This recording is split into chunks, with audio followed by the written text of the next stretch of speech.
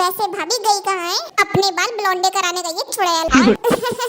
वो ब्लोंडे नहीं ब्लोंड होता है। तुम पहले मेरी प्रोनाउंसिएशन को सुधार लो। अरे ब्लोंड होता है या ब्लोंडे? मेरी जिंदगी के तो ढोंडे लग गए। जिस दिन से मेरी शादी हुई इतना मैंने खाना नहीं खाया जितनी मार खा चुका हूँ मैं अपनी बीवी से। मार खा खा के मेरी कमर की रीढ़ की हड्डी की चौथे नंबर की L4 के नीचे नस दब गई है, जिसकी वजह से एक बार बैठ जाता तो खड़े होते होते दिन ढल जाता है। अपनी शक्ल को देखकर इतनी घिन आने लगी कि जब जब इसे शीशे में देखता हूँ तो दिल करता है कि थूक थूक के अपने शीशे को धो डालूं। लेकिन अब मेरे सबर का बांध टूट गया है और जैसे ही वो आएगी तो आज मैं एक सांस में सब कुछ फाइनल बोल डालूंगा। भाई आर यू श्योर ये सब तुम भाभी से बोल पाओगे? तुम एक काम करो, एक ऑडियंस पोल करा लो कि कितने भारतीयों को लगता है कि मैं ये सब बोल पाऊंगा या नहीं।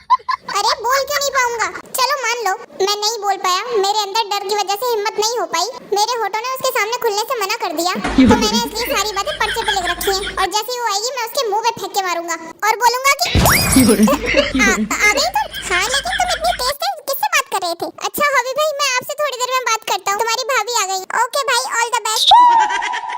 Thank you bye. वो हॉबी भाई का फोन था। तुम्हें पता है आज क्या हुआ? नहीं मुझे नहीं पता क्या हुआ। मैं बताती हूँ। आज मार्केट में मुझे एक आदमी मिला, वो काफी भूखा लग रहा था तो मैंने उसे खाना खिला दिया और बाद में पता चला कि वो बहुत पहुंचा हुआ इंसान था। क्यों ऐसा कहाँ पहुंचा दिया उसने तुम्हें? अरे पहुंचा हुआ मतलब पढ़ा लिखा इंसान था और खुश होकर उसने मेरा चेहरा पढ़ा और वही सारी बातें बताई जो मेरे साथ हो चुकी थी। और पता है उसने आखिर में मुझसे क्या कहा कि आज मुझे अपने गुस्से पे कंट्रोल रखना पड़ेगा क्योंकि आज मेरा कोई अपना मुझसे कुछ ऐसी बात कह सकता है जिसे सुनकर मैं उसका मर्डर कर सकती हूँ। क्या? अच्छा वो सब छोड़ो, मैं वो सब मानती नहीं हूँ। तुम बताओ मुझे तुमने इतनी जल्दी क्यों बुलाया? ऐसी क्या जरूरी बात थी? बताओ। कुछ नहीं, मुझे बस तुम्हारे ये ब्लोंडे बाल देखने थे।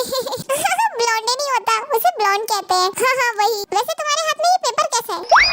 कुछ नहीं, फ्री बैठा था तो घर का सामान लिख रहा था जो खत्म हो गया है। और ये तुम्हारा दोस्त तुम्हें ऑल द बेस्ट क्यों बोल रहा था? वो उसे लग रहा था कि मुझे तुम्हारे ब्लोंडे बाल देखकर कहीं मुर्गी का दौड़ाना पड़ जाए। अच्छा ये सब छोड़ो, मुझे बहुत ज्यादा थकान हो रही है, तुम मेरे लिए एक कप चाय बना दो। बाईं आंख फड़क रही है, आज कुछ अच्छा होएगा। हेलो, मैं लोन डिपार्टमेंट की तरफ से टेयोंग बात कर रहा हूँ। इस नंबर की सेवाएं बंद है, मैं कंप्यूटर बात कर रहा हूँ। यकीन ना हो तो हॉबी भाई से पूछ लो जिन्होंने मुझे बनाया है। टू इसकी भैंस का पिलौटा मारूं? हेलो, बनवाऊं तुझसे रोबोट? चुपचाप लोन के पैसे वापस कर दे। जब नहीं है तो किसी से क्या छीन के दे दूं? तो वो लोन लिया क्यों था? क्योंकि पैसा नहीं था। तो वापस क्यों नहीं दे रहे हो? क्योंकि पैसा नहीं है। तो पैसे कब आएंगे? जब ऊपर वाला देगा। और ऊपर वाला कब देगा? तुम पता कर लिया, मेरी बात नहीं हुई है उससे। अरे हबले तेरे पैसे लेने को क्या मैं ऊपर जाऊंगा? हाँ चले जाओ, मेरा नाम ले लियो, मैंने मांग रखी है उससे। मैं तेरा सर फोड़ दूंगा, याद रख। तुम लोन माफ कर दियो यार, माफ कर दियो सर। ये याद रखना कि हराम का पैसा लगता नहीं है। तुम्हें नहीं लगता होगा, हमारा खूब वजन बढ़ गया। मेरी छुट्टी कर दो यार।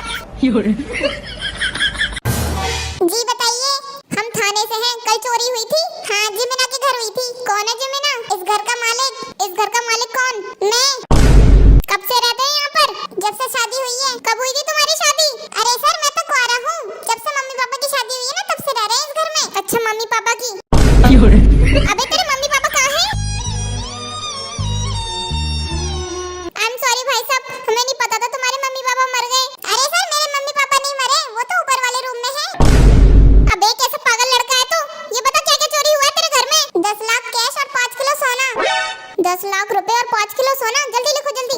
क्या करता है तू? सर मजाक करता हूँ। अबे पकड़ साले को, इसको जेल में डालेंगे।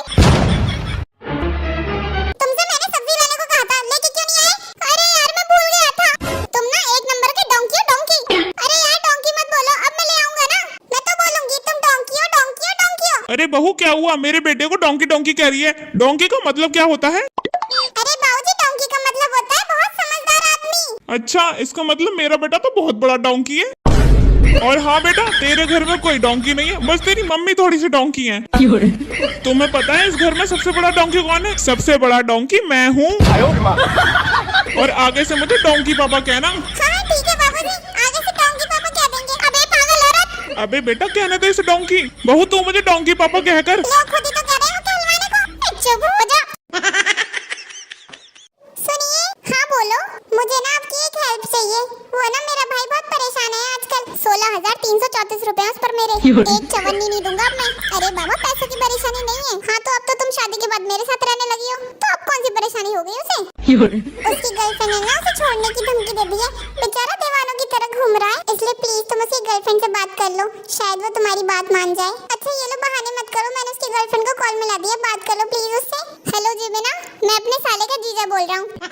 अपनी इकलौती बीबी की इकलौती कसम खा के बोल रहा हूँ कि मेरा साला बहुत प्यार करता है तुम्हें, तुम्हारे बिना जी नहीं सकता है वो। जब से तुमने उसे छोड़ने की धमकी दी है, मानो तुमने उबलते दूध पर नींबू की छींटे मार दी हो। फट गया है बेचारा अंदर से, बिन पहनने के लोटे की जैसे लौटता रहता है जमीन पर, तुम्हारी याद में बेचैनी से। मुंह खोलता है जब तो सड़ा हुआ अंडे के बदबू के जैसे भपका मारता है उसके मुंह से, क्योंकि तुम्हारी याद में न नहा रहा है न धो रहा है। यहाँ तक कि लोग उसके नाखूनों से खीरे छिलवाने आ रहे हैं, इतने लंबे लंबे नाखून हो गए उसके। पागल दीवाना हो गया तुम्हारे प्यार में। एक बार तो जिमिना करते करते एक लेडीज टॉयलेट में घुस गया, बेचारे को तब तक मार पड़ी जब तक वो सर के बल न निकला बाहर। अरे चुप हो जा नाच पीटे आदमी, तू रिश्ता जुड़वाएगा या टुटवाएगा?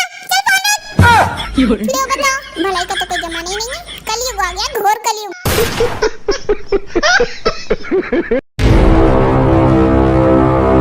ये जो तुम पूरे दिन के बाद घर आ रहे हो, कोई एहसास है या नहीं है तुम्हें? तुम्हें पता होना चाहिए मुझे ऊंची आवाज से सख्त नफरत है। क्या दिमाग तो ठीक है ना तुम्हारा? आवाज नीचे।